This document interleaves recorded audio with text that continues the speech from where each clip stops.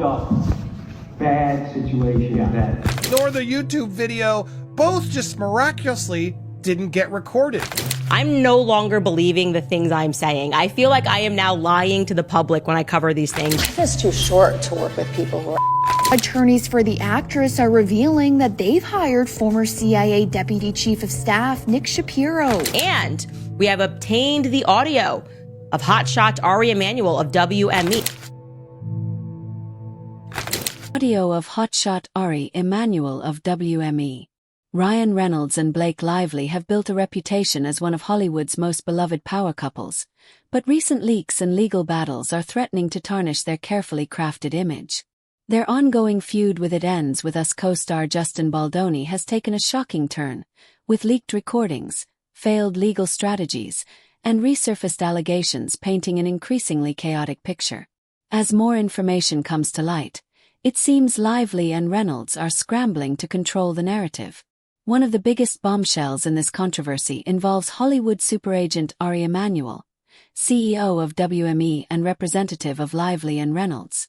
Emanuel appeared on the Freakonomics podcast, where he defended Lively and mocked Baldoni, referring to him as baloney.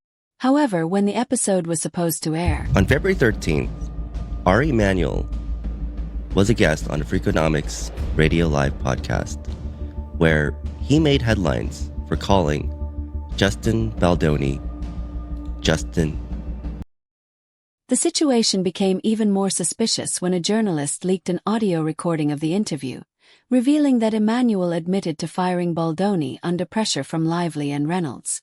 The fact that this was the only episode in Freakonomics history to accidentally not be recorded has led many to question whether this was an intentional cover-up to protect Hollywood's elite. To the audio failures we had earlier, there was another, even bigger failure.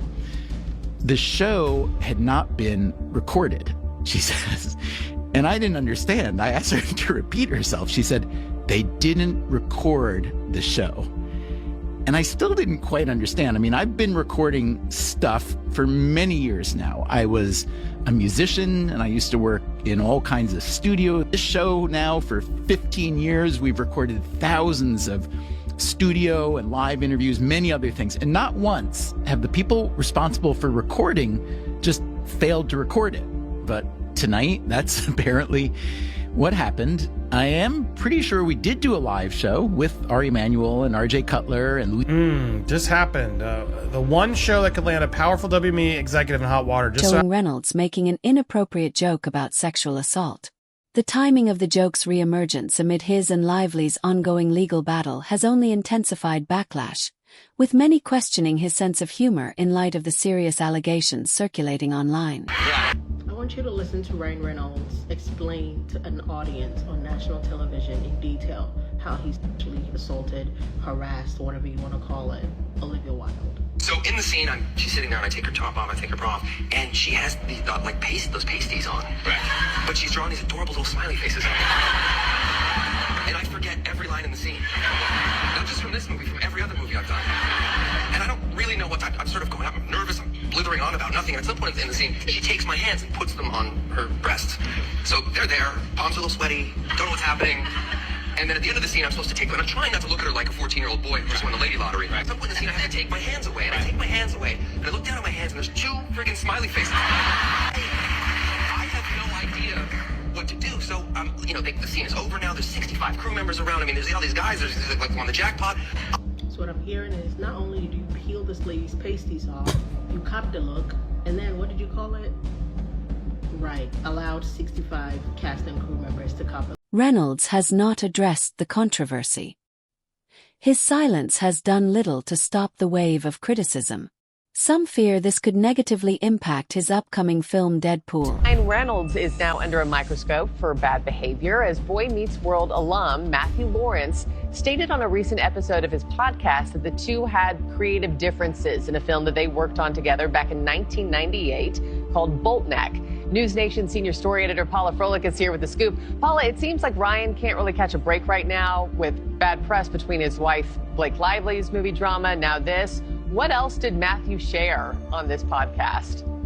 Matthew was pretty explicit. He said, back in the day, and he made sure to say that Ryan was very young and that he has matured since then, but that Ryan did not take criticism very well. And every time he did, he'd just get freaked out and storm off. And now you have to understand, the producers of this movie were Oscar-nominated producers, so they knew what they were doing. However, Ryan in his youth thought that he knew better, and in a serious role tried to make it comedic. At one point, even tried to channel his inner Jim Carrey, at which point the producers were like, listen, this is not this. Please don't do Jim Carrey, please. A StrangeChange.org petition recently surfaced calling for Baldoni's removal from SAG-AFTRA and the Producers Guild of America. The petition, which accused him of misconduct without any concrete evidence, was created under the name Gavin Beck. Campaign that someone started to try to kick Justin Baldoni out of SAG-AFTRA and PGA, which is Producers Guild of America. It's so disturbing to me, and I clicked on it. It only has 140 signatures, but what I find the most disturbing is that this petition is created by someone calling themselves Guinevere Beck. That is a fictional character, and if you watched You on Netflix, it's a TV show in the horror genre with Penn Badgley as the main character, who is a murderer. He stalks this girl and he kidnaps her, and as far as I remember, he ends up killing her. She's not the only person that he's killing in this TV series. But the fact that the person who created this petitioner is this fictional character, taking that into consideration here, I feel like this is someone who created this that has a very... This bizarre alias has led to speculation about who was behind the petition. Some online users have suggested it may have been a coordinated attempt to tarnish Baldoni's reputation. While there is no proof connecting Reynolds to the petition, the situation has highlighted how Hollywood feuds can... And the person who sent this to me said, in the email, like, oh, Ryan Reynolds created a petition to get Justin Baldoni kicked out. I don't know if he's the one behind this, but I feel like this is the kind of sense of humor that's typical for Ryan Reynolds. I'm not going to point fingers, I'm just going to say that, who knows? So this petition really wants to kick Justin Baldoni out of Hollywood based on some allegations that has not been backed up by any receipts or any evidence yet. And the person here who wants to hide their own identity, which I think says a lot about this person. Like, why can't you stand up for something about something? If you want to ruin someone's life and career, you can't put your name on it. The person saying that, as a concerned member of the entertainment industry, it deeply saddens and angers me to witness no substantial action against abusers in our industry. The case of Justin Baldoni is a disappointing example who, despite being accused of SH, a co-star Blake Lively in the workplace, still holds membership in both the Directors Guild of America and Screen Actors Guild. Though dropped by WME, it's disheartening to see that the seriality of the allegations doesn't seem to affect his standing in our industry guilds. In an attempt to strengthen her case, Lively's legal team recently filed a motion to subpoena 2.5 years' worth of phone records, emails, and personal data from Baldoni and his team. However, the judge denied the request, siding with Baldoni's lawyer, Brian Friedman, who argued that Lively was not the FBI and had no... Broke also that Blake Lively, who wanted to subpoena everyone on Justin Baldoni's team, basically 2.5 years back of phone records and emails and everything, that was denied by the judge, which is a good thing, as Brian Friedman, Justin Baldoni's lawyer, kept saying in the media, like, Blake Lively is not the FBI, and this is not a criminal case. So he denied that. So now they're going to try again, probably, but they need to narrow it down. I don't see any reason why they should have 2.5 years worth of records from everyone, from dentist appointments to, doctors to shrinks, you know, all these things that they, you know, had nothing to do with this. And as they're saying themselves in the lawsuit, this alleged smear campaign didn't start until this summer. So why do they have to look back 2 now? Legal experts say this ruling weakens Lively's position, signaling that the court is not convinced by her claims. Without hard evidence, this denial also raises concerns about whether Lively's team has been trying to overreach in their attempts to build. Blake Lively has lost almost 900,000 followers since the Baldoni It Ends With Us drama. Meanwhile, he's gained over 230,000. But wait, I thought this was all because of bots in a retaliation campaign. Here's the problem with that argument. Bots don't unfollow people. If it had actually used bot farms, they wouldn't be making her followers disappear. That's real people hitting the unfollow button. Bots might boost negative engagement, more comments, more views on bad press, but they don't erase nearly 1 million followers. That kind of drop, that's organic. Meanwhile, Baldoni gained 230,000 followers. If this was some bot operation, wouldn't those same bots be following him too? Instead, people left her page voluntarily. Bottom line, if Lively's team keeps blaming bots, they're gonna have to explain how AI suddenly developed self-awareness and decided it was over Blake Lively, and so it unfollowed itself. I don't know. Does this have any effect on her lawsuit against Baldoni? I still don't understand the retaliation campaign claim. As the controversy continues, former colleagues of Lively have begun speaking out about their experiences working with her. A former co-star from the rhythm section described Lively as rude, dismissive, and unwilling. They used to say that after 10 minutes they were ready, and we went back in and did the scene a few times. When I went back to the green room, I said to some of the other actors, I don't like Blake. Someone said yes, a few others have said the same. One girl said she was fine with her, and others just looked down at the floor. We had fun with Daniel Mays at the last day. Although it was a violent scene, he kept it very light and made us all laugh and didn't have any lines with Blake. And here comes another story, which is absurd to me. She says that the set was secured, meaning that no one from the outside were allowed onto the set. It was closed off, it was security there, so it was only the actors and people involved in the film. She said here that Blake Lively had a bodyguard with her at all times, and when she was in her fitting room or in her wardrobe, she had a security guard standing outside, and he would also walk with her around the sets. She says here that, I understand if you want to have a bodyguard outside because of paparazzis or fans or whatever. Even when she walked from the set to her own dressing room, she says, still in the same building. Around the sets, she said, I understand if you want to have a bodyguard outside because of paparazzi or fans or whatever. But even when she walked from the set to her own dressing room, still in the same building, he would come down, this security guard, and walk with her. This story. Just brunette because of the books. And everyone knows blondes are nicer anyway. Blake Lively has had issues with many celebrities, both past and present, and you won't believe some of the names on this list. Before Ryan Reynolds and Blake Lively were a thing, he was married to Scarlett Johansson in 2008 before splitting in 2010. Do you know what also happened in 2010? The filming of Green Lantern featuring none other than Ryan and Blake. The filming started in March 2010 and ended in August 2010. People on set said they could feel the chemistry between Ryan and Blake, which was intense. They were giggly and flirty and had non-stop touching with each other on that set. The crazy thing about this is that they were both in relationships then, with Blake dating Penn Badgley and Ryan being married to Scarlett. Their press tour for Green Lantern clearly showed that Ryan and Blake had something going on between them. Even though they claimed to be just friends, they spent lots of time alone together, and Ryan once said he knew he crossed a line. 3 months after the press tour, Blake broke up with Penn. In the same month, Ryan announced his split from Scarlett, who said Ryan was never home towards the end of their. Both sides of this dispute have been accused of weaponizing social media.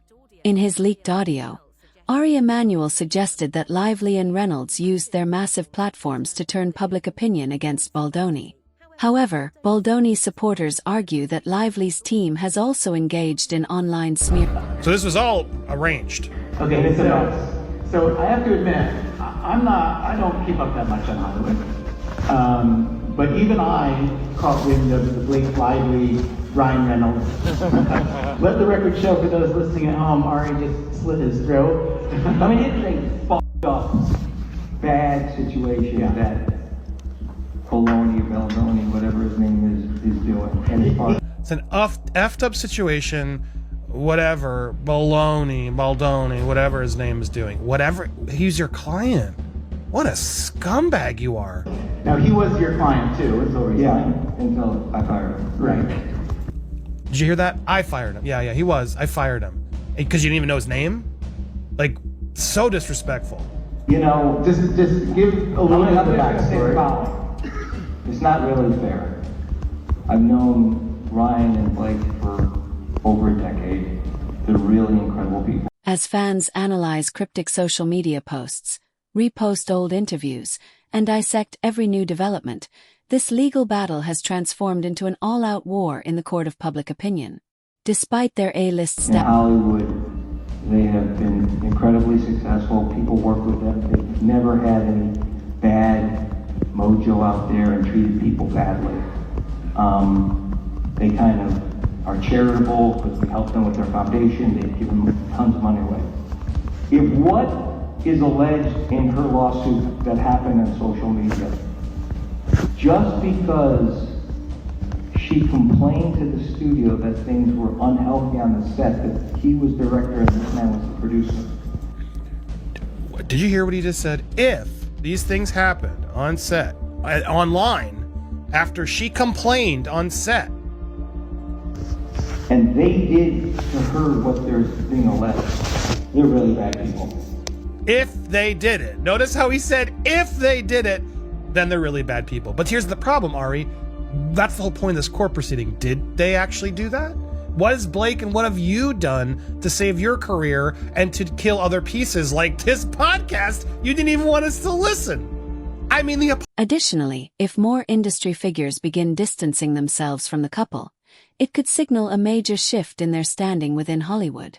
This situation has gone far beyond a simple legal dispute. It has exposed the hidden power struggles within Hollywood, the influence of social media in shaping narratives, and the lengths people will go to protect their reputations. Whether Lively and Reynolds are truly the victims or the instigators remains unclear. But what is certain is that their once flawless public image has taken a massive hit, and the public has chosen who they want to believe. All right, so everything in the world is just ridiculous. It's pointedly ridiculous, I would say. I mean, I'm no longer believing the things I'm saying. I feel like I am now lying to the public when I cover these things because we're just reaching levels of absurdity that are offending my sensibilities, right? First and foremost, Blake Lively and Ryan Reynolds have hired former CIA agents with a proven track record of lying to the public, gaslighting the public to help her with PR. Also, they moved to do this within the same 24 hours that I started randomly getting attacked for my coverage of Blake Lively. Remember yesterday we talked about The Cut. We're going to speak about that again because that journalist has got some deranged ideas of her own. And then I just found out more about this very interesting background of E.J. Dixon. Also, the judge in Blake Lively's case just slapped down their psychopathic request for 2.5 years worth of every message that Justin Baldoni and Justin Heath and the PR agents have ever sent to everybody, plus location data. We knew that was going to happen. And we have obtained the audio of hotshot Ari Emanuel of WME, who describes himself as ride or die for the couple. As new leaks and allegations continue to surface, it's unlikely this controversy will die down anytime soon. Lively and Reynolds have yet to issue any direct statements addressing the latest developments, but with the pressure mounting, Mediator was just assigned to Blake Lively and Justin Baldoni's nasty legal battle. Life is too short to work with people who are. You'll remember Justin accused his co-star and Ryan Reynolds of trying to steal the movie from him. Now, a resurfaced video seems to support that claim. Listen to what Blake said 2 years ago at the Forbes Power Women Summit. I don't want to just be an actor. I want to have more authorship. And sometimes I had directors or producers or writers who would welcome that and invite that. And sometimes I would have people who really resented that. For them, sometimes that might have felt like a rug pull. All right, cut. I absolutely think this case will settle. The most important thing to both of these celebrities is their brand, is their name, is their ability to work. And litigation does not help. And the lengths people will go to protect their reputations. Whether Lively and Reynolds are truly the victims or the instigators remains unclear. But what is certain is that their once flawless public image has taken a massive hit, and the public has chosen who they want to believe. 14. As new leaks and allegations continue to surface, it's unlikely this controversy will die down anytime soon. Lively and Reynolds have yet to issue any direct statements addressing the latest developments, but with the pressure mounting, it seems inevitable that they will have to respond.